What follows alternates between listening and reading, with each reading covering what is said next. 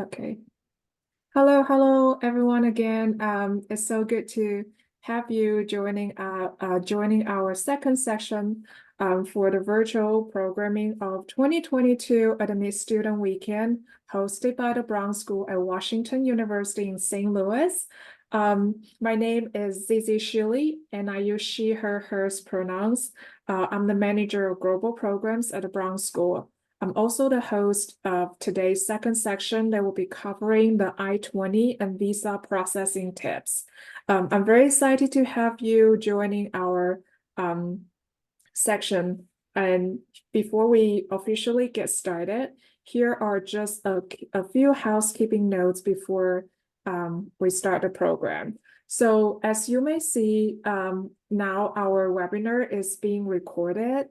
The closed captions are enabled and can be activated at any time. So if you need the subtitle, you're welcome to, turn on the closed captions so that you can see the subtitles.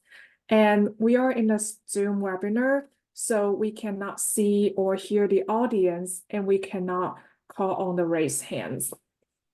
We do invite you, during the whole today's conversation, you are welcome to use the Q&A feature, not the chat feature, to submit the questions, during the section today. So, and the last but not least, if we do not have a chance to answer your questions, please reach out to us via email brownadmissions@worcester.edu. So yeah, that's just wait for a few minutes before we get started.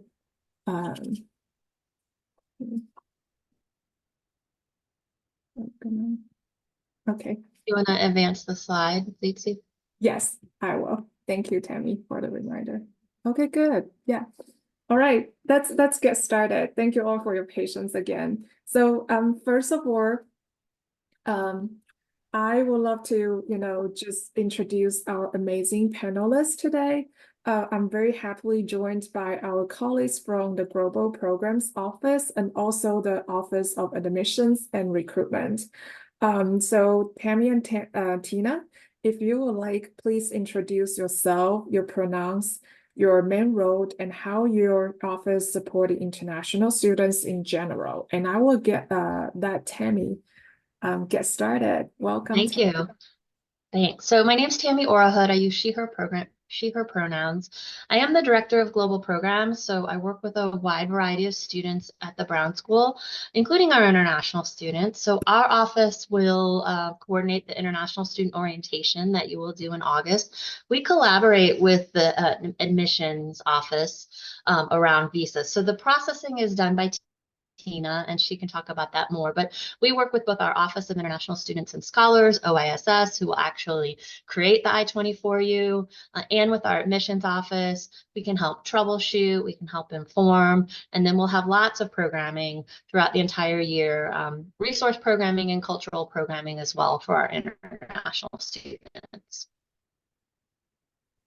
Thank you, Tammy. Next, let's welcome Tina. Hi, everyone. Martina Parker is my name. I use she, her pronouns.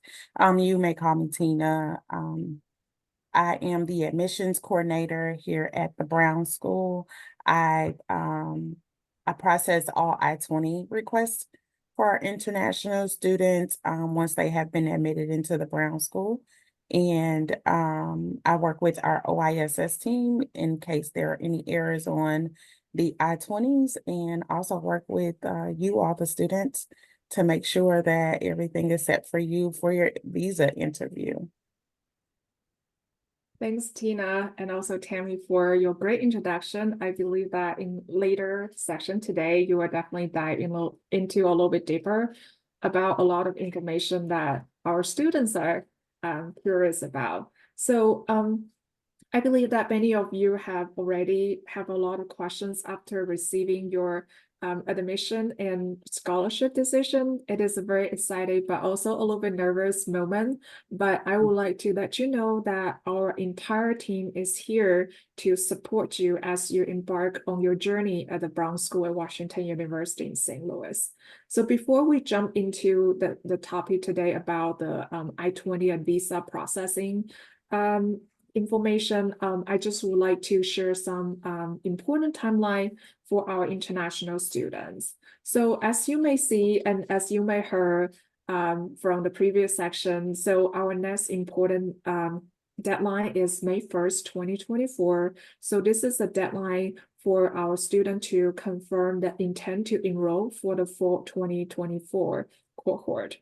So after you confirm that intended to enroll and also pay the $200 non-refundable deposit, you can move forward to the next step to initiate your I-20 processing.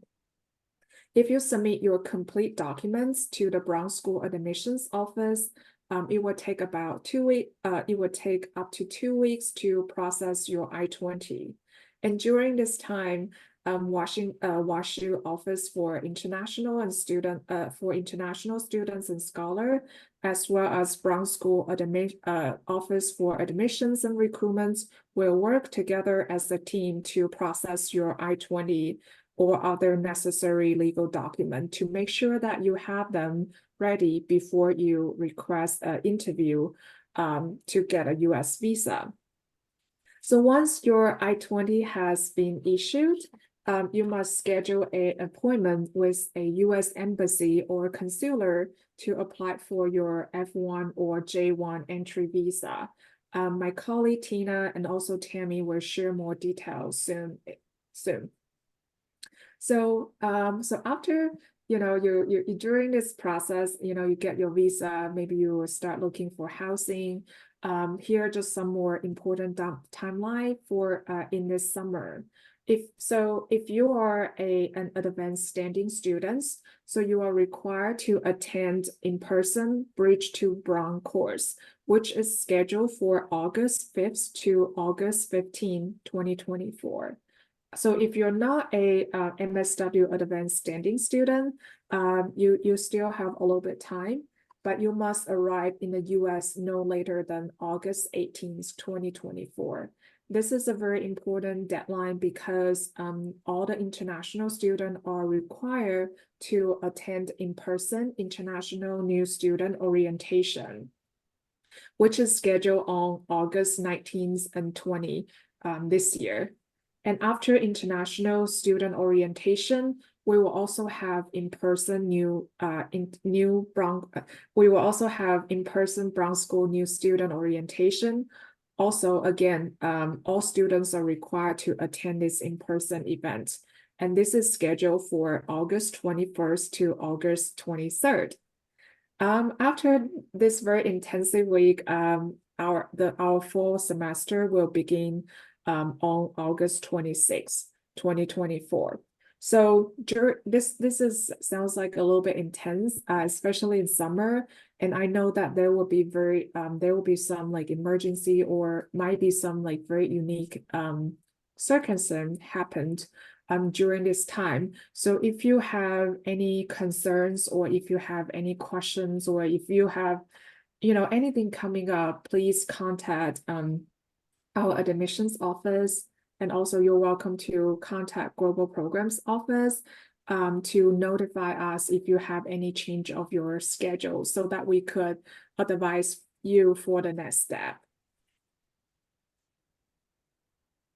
So here is just more important information about the confirming your intended to enroll. Just as I mentioned earlier, to accept or decline your decision offer, you need to log into the WashU graduate admission portal and select the admission offer confirmation by May 1st this year. Please only accept your admission and also submit your non-refundable enrollment deposit once you are prepared to submit the required financial documentation to initiate the visa process. If you accept your offer, a credit card or a debit card is required to pay the non-refundable $200 advance deposit. And this $200 will be applied to your tuition and fees for the fall 2024 term. Okay, so next, I will just turn it over to my colleague Tina to dive a little bit deeper about the I-20 processing process. And at the meantime, if you have any questions, please feel free to use the Q&A section to submit your questions, and we'll address them at the end during the Q&A. Welcome, Tina. Thank you again, Zizi. For the I-20 process, to issue your I-20, we require certain items from you, documents from you, so that we can issue your, or process your I-20 with our Office of International Scholars and Students, or OISS, as some call it. And to get the initial I-20 process going, we ask that you complete a new international graduate student status form, along with an affidavit of financial support and a passport, as some of the 3 main things that every student will submit, just about every student. As an international student, you must complete additional time-sensitive requirements to secure your enrollment and initiate the visa process. U.S. immigration regulations require that international students lawfully document their ability to meet all educational and living expenses while studying in the U.S. before the university can issue your visa documents. The forms that I mentioned before, the new international graduate student status form and the affidavit of financial support form, can both be found on our website.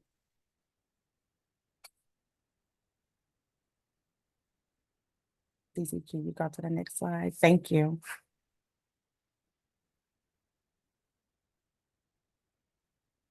And for the time of the process for the I-20 is up to 2 weeks. And I am saying up to 2 weeks because there sometimes is a delay because documents aren't sufficient as we are requesting them. Sometimes the funding is sufficient. Sometimes the documents aren't filled out completely. And so we are saying that the process is taking 2 weeks. It could take a shorter length of time. We encourage all our students to get the documents in as soon as possible so that we can have ample time to initiate the visa process. The I-20, before it is issued, we ask that you send all of your documents to brownadmissions@worcester.edu.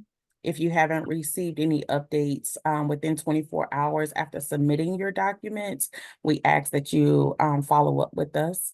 However, you should receive an email update letting you know that we received your documents. The time to process our I-20s, again, 2 weeks. However, if we receive your documents, this will shorten the time to complete your I-20. I will say that our Office of International Scholars and Students are working very hard to issue I-20s within 1 week or less. Next slide, TZ. Thank you. I mentioned earlier the new international graduate student status form as one of the documents that we ask that you fill out. The passport is another one. And the affidavit of financial support is also required. And we ask that you list all of your sponsors. If you are using an uncle, a mother, a father, your employer, we ask that you list every sponsor that you're using on that affidavit of financial support and the length of time they will be supporting you for your education. One of the things that I like to assure that students understand for the affidavit of financial support is that if you have a scholarship you are deducting the amount of, I'm sorry, you are deducting half of the amount of your scholarship for the first year, and then providing proof of funds for the remaining amount that is needed. So number 4, as you can see on this slide, is the proof of funds. Personal funds or funds from a sponsor require a recently issued bank statement showing funds are immediately available. Institutional funding provided by Washington University does not require submission of additional documentation. We will utilize the award letter you have been issued. Students who have been awarded institutional funding may deduct 2 semesters of funding from the required first year funding amount. For example, if you were awarded $6,000 Brown School Scholarship to be allotted across your duration of 2 years, 4-semester program, that's $1,500 per semester. You will deduct $3,000 from your required funding amount for year 1.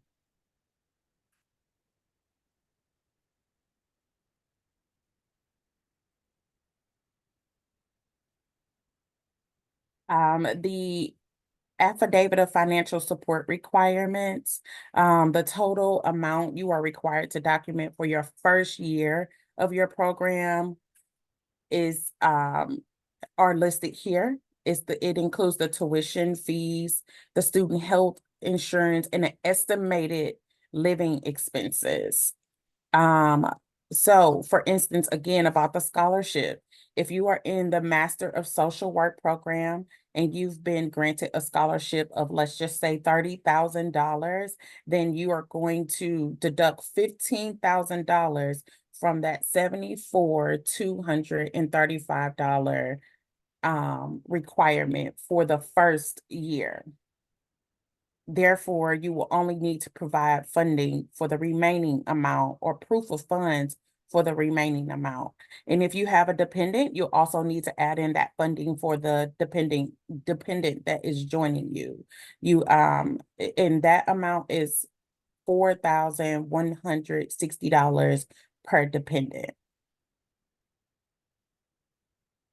Acceptable sources of funding are personal funds from a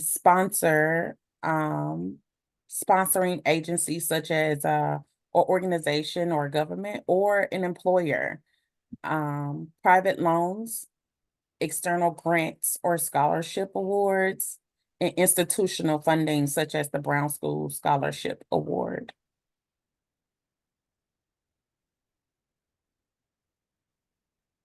Once the I-20 has been processed and OISS has completed the I-20, you will receive an email from oiss@wustl.edu, and the subject line will be "Welcome to my OISS, the International Student Portal." This email is very important to look for after you've submitted your documentations for your I-20 requests.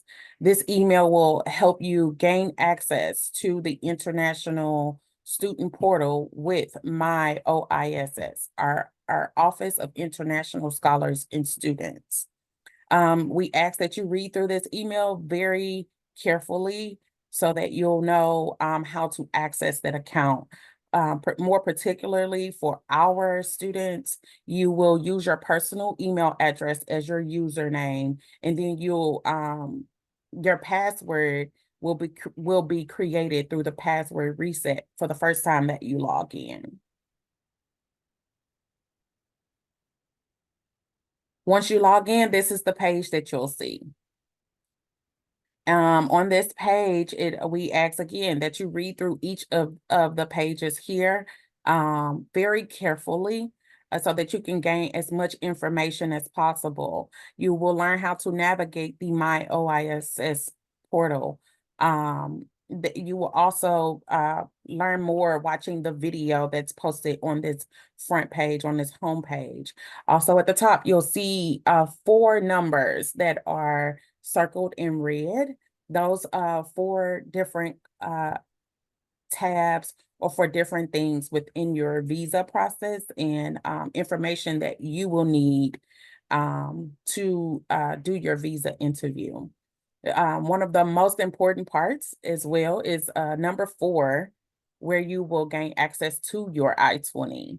In number 4, if you can also submit any requests through there, such as adding a dependent or updates to your I-20 if your I-20 is incorrect.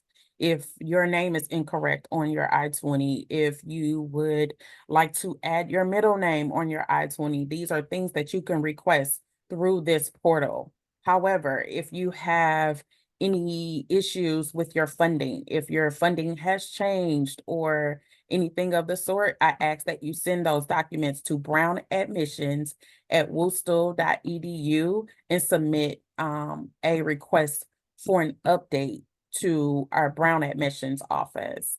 That way, we can make sure everything is done correctly the next time for you.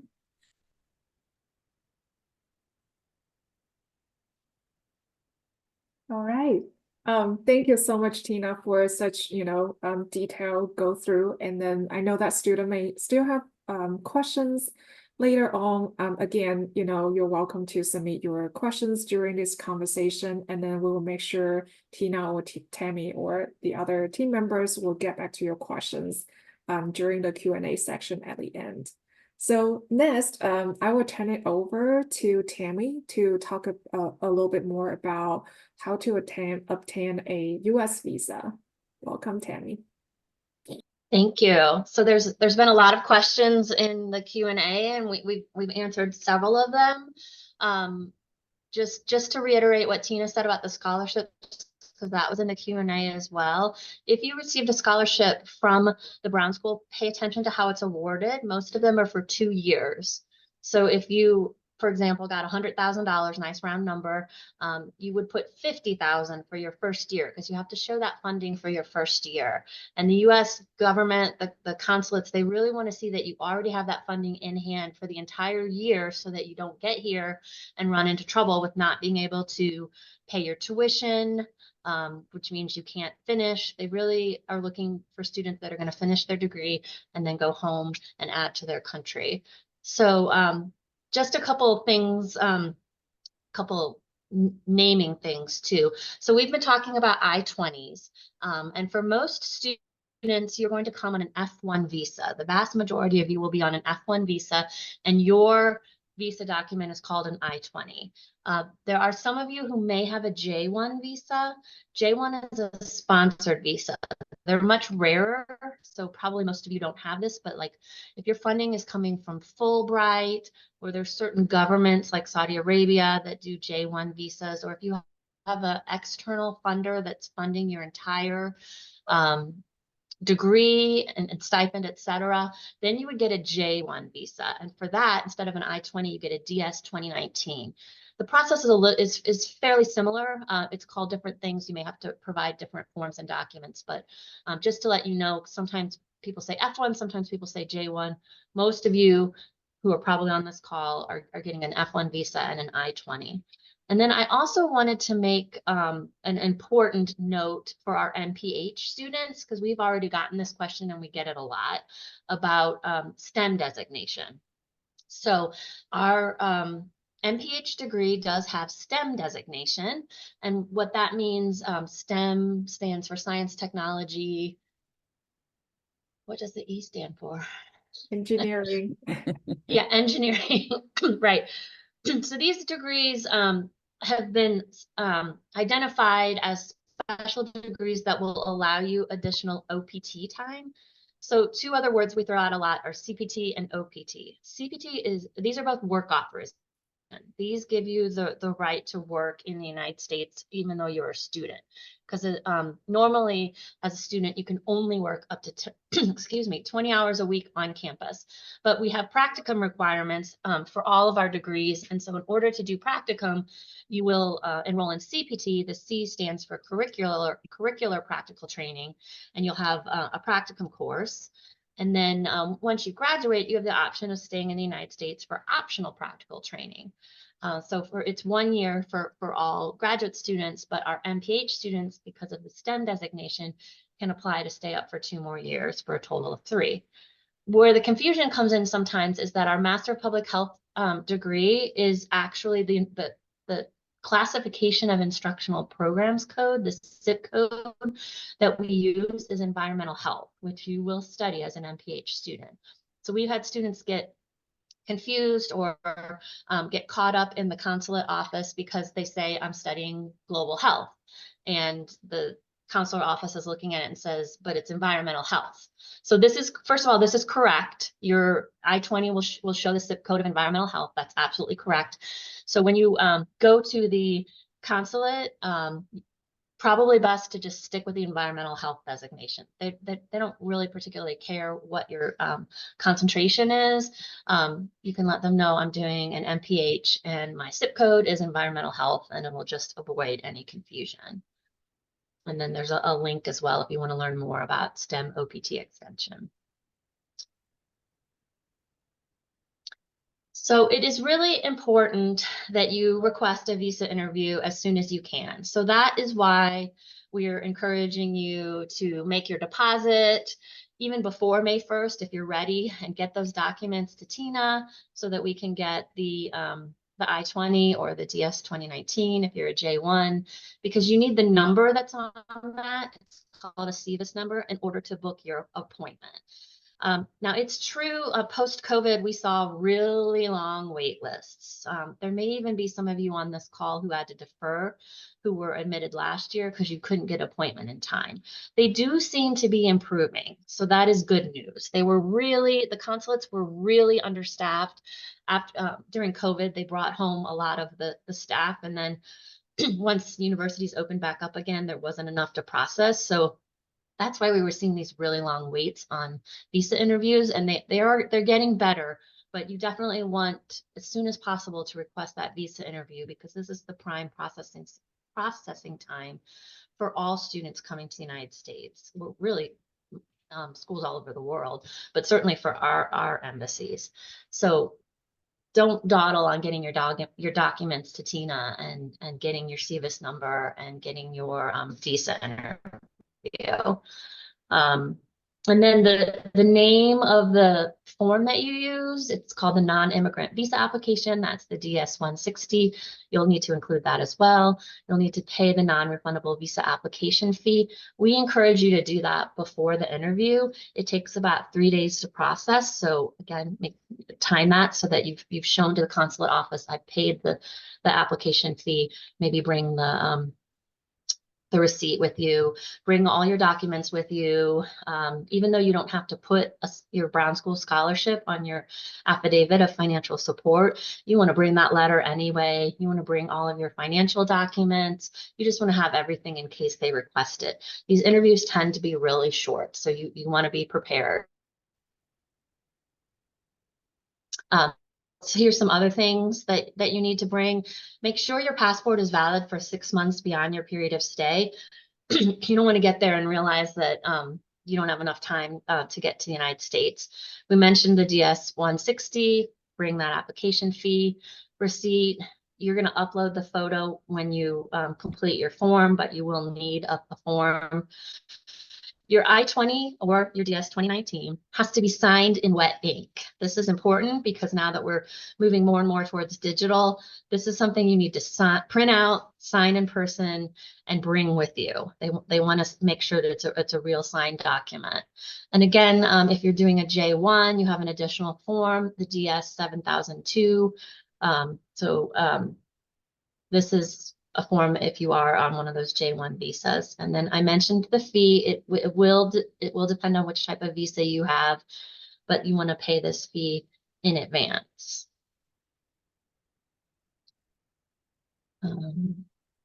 Yeah. So you may need additional documentation.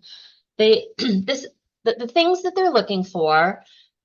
They want to know why you're traveling. So we covered this in the Q&A, why Washington University in St. Louis? I feel like that's an easy question to answer because we are such a top highly ranked school. So if you were maybe traveling to a lesser school, they could be asking you, why that school? Why are you spending all that money to go to that school? But for WashU, we're world class. We're highly ranked. We have fantastic faculty that have won awards and are doing cutting edge research. We have a focus on practice.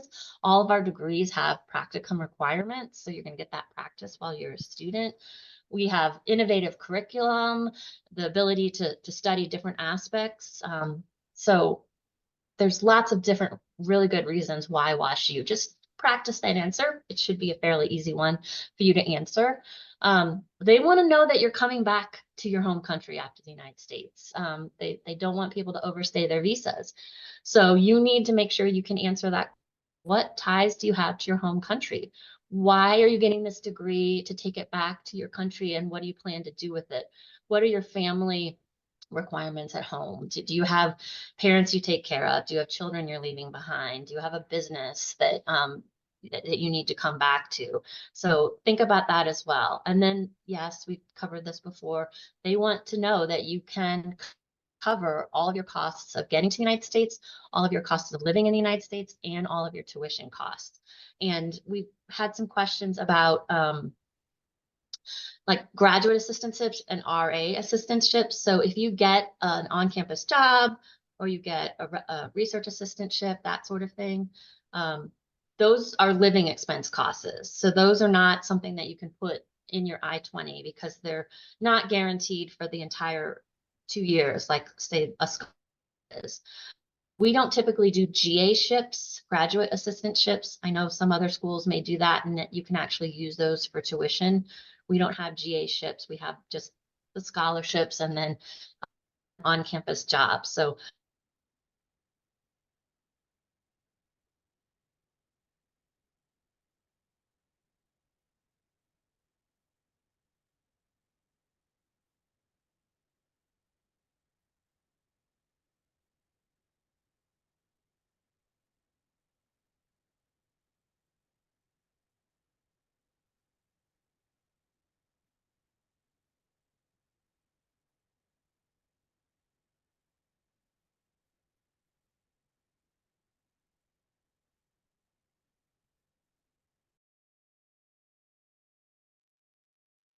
Hey, Zizi, it looks like Tammy is frozen.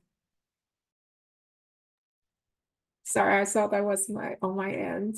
Thank you all for the patience while we are waiting for Tammy to, come back in our room.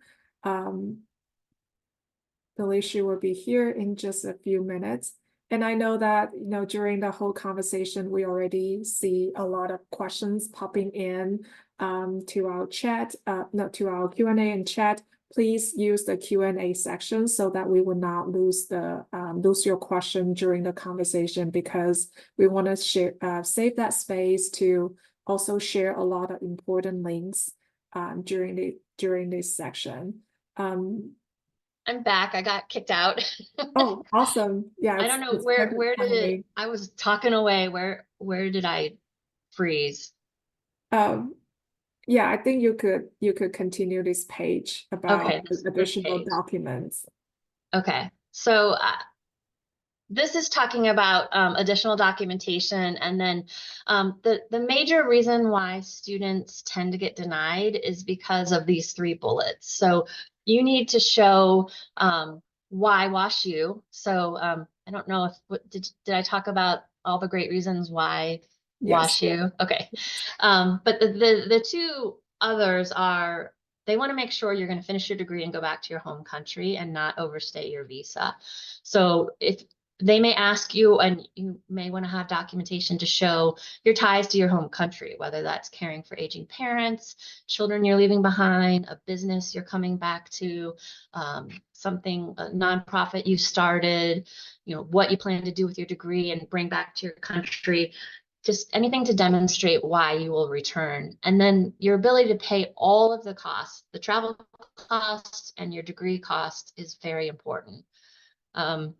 If you yourself cannot cover them, if you don't have a bank statement that shows that, you can have other evidence, but you need to actually have that money, and you need to have letters that show that support, not just you borrowed money for the purpose of this interview and you don't really have it, because honestly, the consular offices can see through that.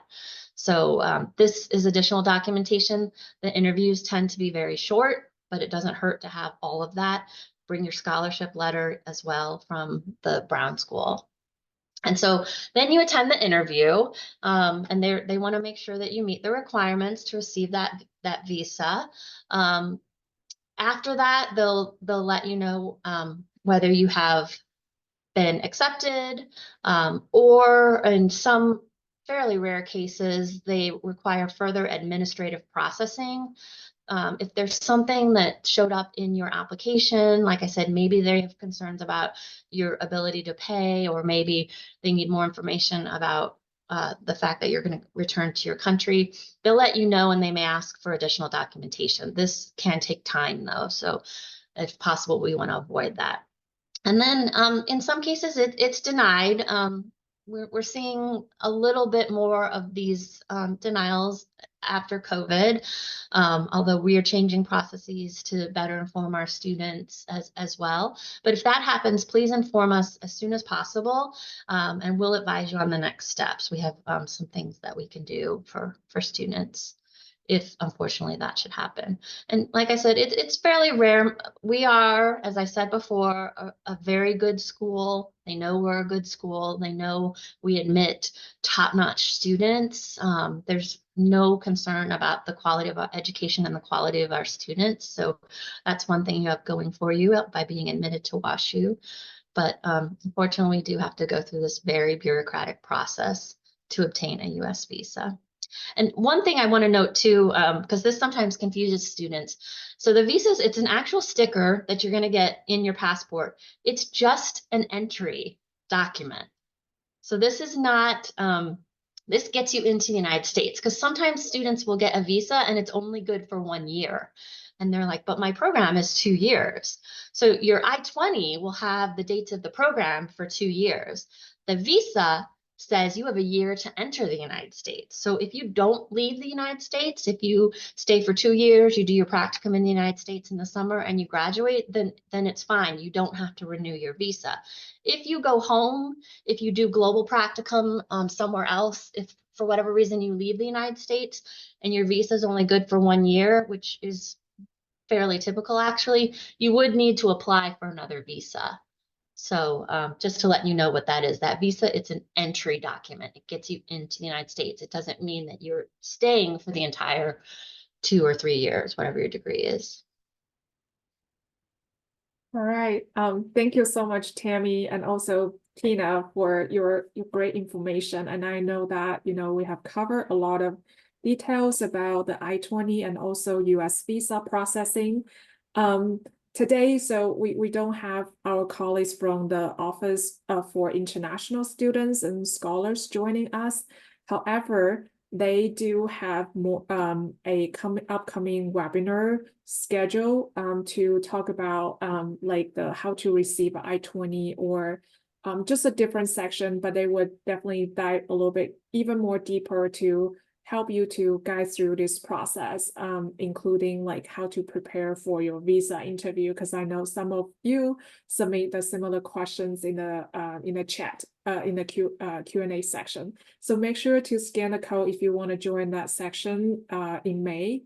Also, in addition to the upcoming webinar, we also have their resource page.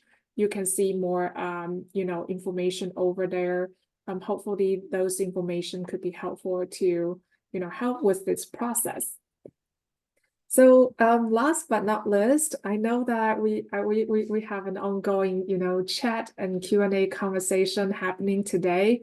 A lot of you still have a lot of questions that we haven't had a chance to get to. So now it's a Q&A section, and I will go through some more like general questions during this time so that student could get some information. Again, if we can't get to your questions, for many reasons, please don't hesitate to use the Brown School's email brownadmission@worcester.edu so that we could, provide more information that will apply to your unique, individual circumstance. Okay, all right, let's get started. So there is a question about the financial statement from Anita. So the question is that under what type of circumstance does the consular office retain the financial bank statements? What caused that? I saw Tammy. You're welcome to unmute yourself. Yes, I turned my camera off just because for whatever reason my internet kicked me out, but I'm here. I'm still here. So they retain the right to keep any of your documents. And again, they're looking for any source of fraud. Because the visa interviews are so short, maybe they want more time to actually study it. So they're going to look at it more after the interview. So that's why it's very important to make sure that you have all your documentation in order, that it is it's correct documentation, that the money that's in there is truly available, because that might be why they're keeping it, so that they can scrutinize it after the interview. Thanks, Tammy. The next question we have is about the differences between CPT and on-campus position. So Okay. Nathaniel has the question about how does the CPT differ from campus positions such as research assistantship, and how do you combine the two? Tammy, Okay, that's a great question, actually. So CPT is for work authorization that is attached, or that is the word just flew out of my head. It's related to your course of study. So that's where the C in curriculum comes from.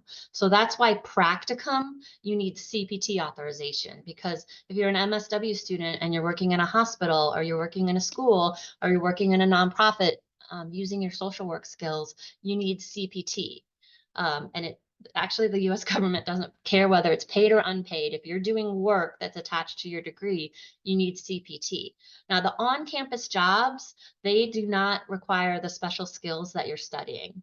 That's why they allow you to work on campus for up to 20 hours during the school year and up to 40 hours during breaks, because you could be doing things that aren't related to your degree. So you don't need CPT for just work.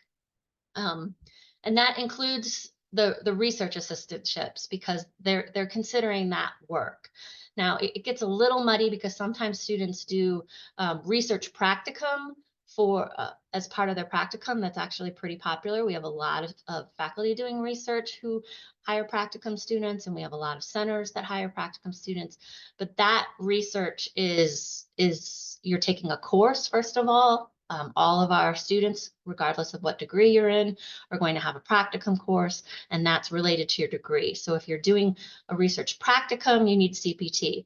If you're just working on campus for 20 hours a week, you do not. And so we have students who are doing both. They're working, sometimes they can even work 2 jobs on campus, because maybe they're only working 8 to 10 hours at one, and maybe they're only working 8 to 10 hours at two. You do not need special permission to work on campus up to 20 hours a week. And then if they're doing practicum during the school year or during the summer, they could be doing, if it's during the summer, they can be doing up to 40 hours a week of practicum. So you do have these different opportunities, but really the difference is it tied to what you're studying? Thanks, Tammy. So another questions coming up is about the visa denial. So from Ernest, they are asking, like, if Brown School can do something about, about the visa denial process, particularly about the funding situation. Tammy, would you like to take this Yeah, question? actually, Tina, can you answer this one? On the I-20, because they're specifically asking about adding scholarship funding on the I-20. So is the scholarship funding something that typically goes on the I-20? It does, Tammy. Okay. We actually list the scholarship on there, but we list the amount for the first year of it, Okay. because we only require documents for the first year for the initial process of the I-20. And while our students will need to be prepared to show funding for both years, we can only list the scholarship amount for the first year of the program, because that's what typically that's what I'm sorry, I've been told by our OISS team that typically they're showing their information for that first year of study. Mhm. And so we only list half of the amount because most of our programs are for 2 years or 4 semesters. We only list half of the amount. However, if a student is being denied for the funding, I guess in my mind, there's so many other questions that kind of get raised, Right. like, is it because they're showing their award letter, or is it because they aren't showing their award letter, which states that they will also get that scholarship funding for the Mhm. next year as well?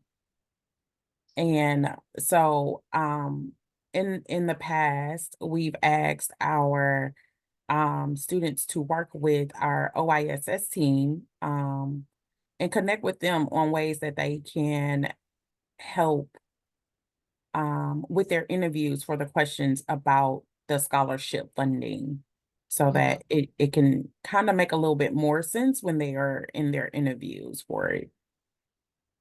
Yeah, so the short answer to that question is yes, your scholarship will show up on your I-20, but you do need to make sure you can cover the other costs, any additional tuition, those living expenses, the international student insurance, all of that.